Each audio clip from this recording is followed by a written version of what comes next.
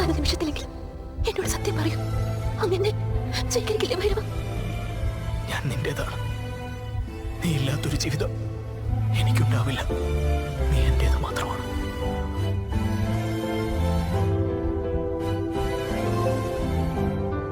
എന്നെങ്കിലും ഒരു ദിവസം സഫലമാകാത്ത നിന്റെ പ്രണയം സാക്ഷാത്കരിക്കാൻ ഈ ആകാശം പിളർന്ന് പുനർജന്മമെടുത്ത് നീ വീണ്ടും വരും ഭൈരവ.